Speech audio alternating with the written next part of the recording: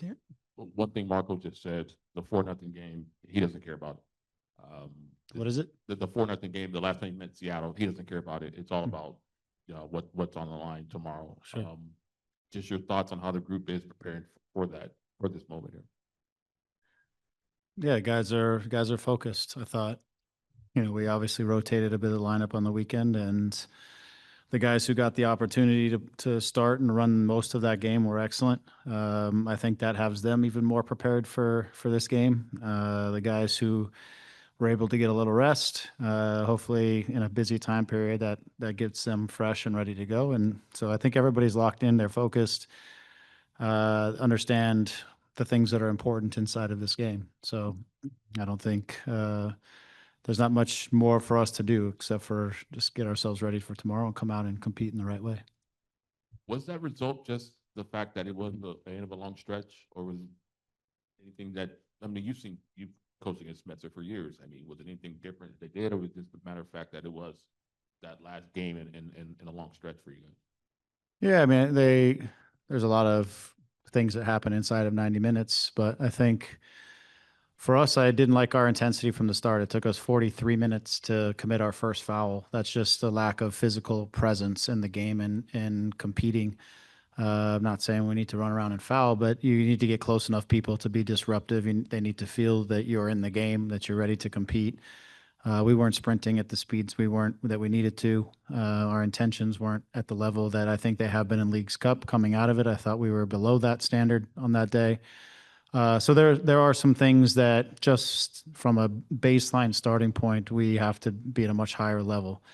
Inside of that, I think there were some things that we need to be more mindful of in terms of whether they're tactical things or principled things, but there's things also that we need to be more mindful of in the game and recognizing in certain matchups and certain situations.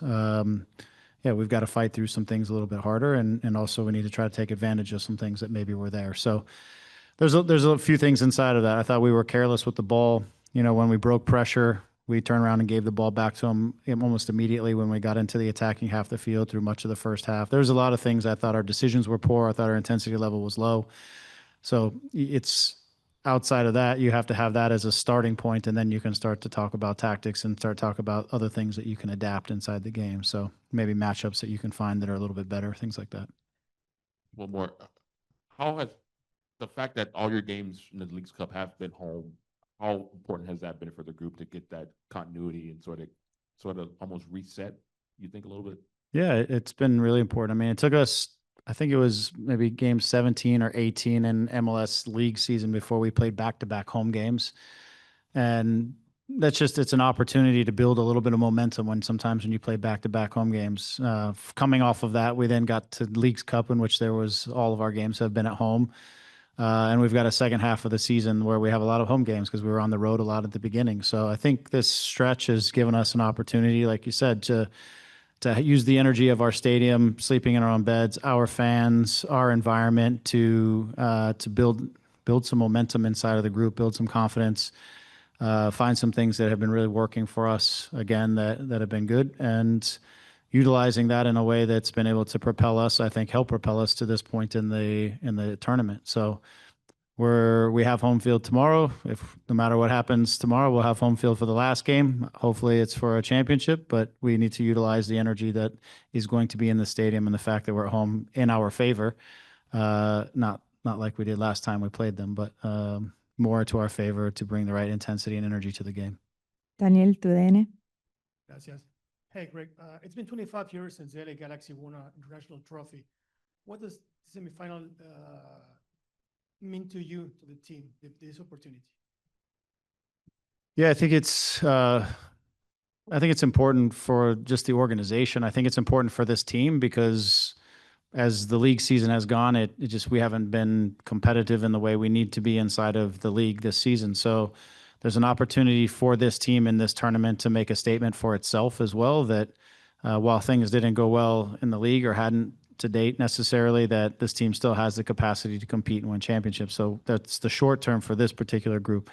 As for the Galaxy, I think the name of the Galaxy and the brand of the Galaxy is always a team that should be competing every competition, international, domestic, and have the opportunity and the quality of play to be able to win these types of events. The fact that it's been 25 years is news to me. It's a little bit shocking, but I think it's important for us as a brand to be able to consistently be a team that can contend in these types of events. So this is important for a lot of different levels. I think for this specific group, it's their legacy, and because it won't be in league, and so for this group, it's its legacy for this season to see if they can get something out of this year.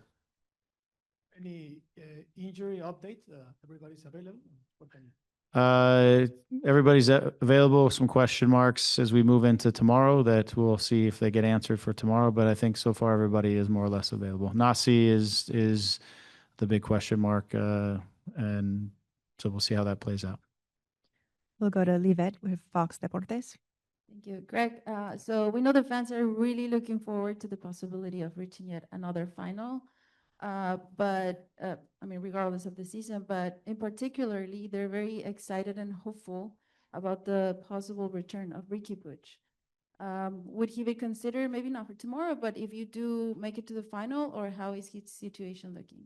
No, he won't be available for this event. Over the next sort of couple of weeks, I think he has a couple of, let's call it tests, if you will, where we're going to really find kind of, again, where he's at and have hopefully a better timeline when he gets through some of those tests that he's going to be doing. And so we don't have a specific date. He's working hard and he's making progress. He's not ready now, that's for sure. The question is, will he be ready for the season ends, and will he have an opportunity to touch the field and get something before the season ends is what we're trying to figure out. And we're going to do it in the safest way possible. So he's got to go through some more testing to see kind of where he's at. And hopefully that will give us a better sense of a timeline and when we'll see him again. We'll now go to Zoom. Alex, go ahead.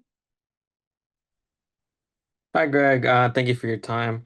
This is another matchup between you and Brian Schmetzer. Feels like this collisions are almost inevitable, kind of, like Batman and Joker. I kind of wanted to ask you, since you My guys have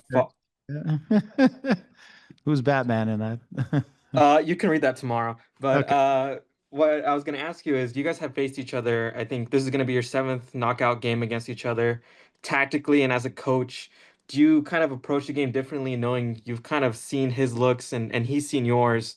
How do you kind of approach that in the tactical mindset of things? Thank you.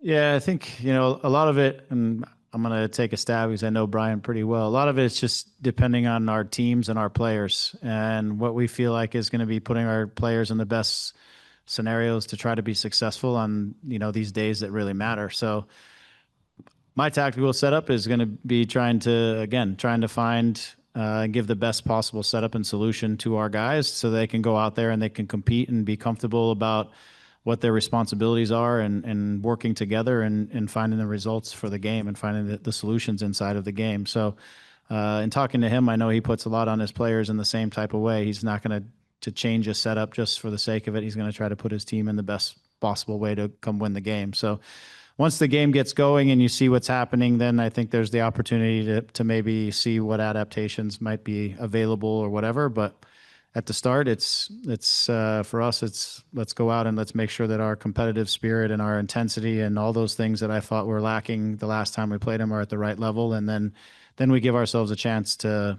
really compete to win this game. Katia from ESPN, your question, please. Thanks, Yvonne. Hi, Greg. Marco was just saying that this trophy would absolutely save the season. What do you think about that? And just what have you seen from the group's dynamic and response, the confidence throughout the competition over the summer? Yeah, I think it's a fair statement to say that it would save the season. I mean, it gives something for this team to look back on as a legacy. As I said earlier, it gives our fan base something to celebrate. This is a big tournament. When you have the top teams in MLS and Liga MX coming together for a title is a big deal. And so this would be it's a huge opportunity for us to move into, the next round, the finals, hopefully, for an opportunity to win it. I think it will say a lot about this group, even though we got off to a bad start. Maybe it says that we just needed to find ourselves a little bit and that we're really are a good group. So, and I believe that. And tomorrow's the opportunity to kind of show everybody that. So it's a big occasion for everybody. I know in the locker room they feel it. I always feel with our groups when the tension is right, because they know that tomorrow is a big day, then today has a certain feel to it. And I felt that a little bit with our group out there. We'll go to one last question on Zoom. Rob, go ahead. Hey, Greg, thanks so much for your time. Piggybacking a little bit on Alex's question, tactically, Seattle has a fair amount of players missing either through injury or suspension. Does that make them more difficult to game plan for, being that you could see different looks from Ryan Schmetter's team? Thank you so much. Yeah, I think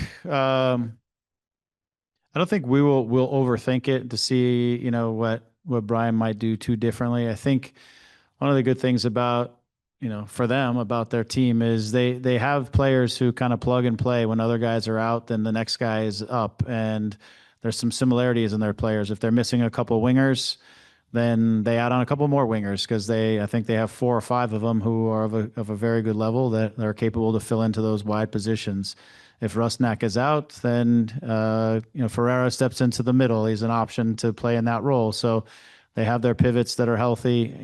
Obviously they're missing striker, but Rosario's done a great job as of late, showing that he's capable. So I don't think we will personally overthink it. They have the opportunity to do whatever they want to do. For us, we focus really on ourselves and the things that we need to do to prepare for this match tomorrow. And, if we see something different or something that we weren't expecting, then we'll adapt to that as the timing is right. But I think that they should probably feel pretty confident about how they performed last time they played against us. And I don't suspect we'll see too many different things from that.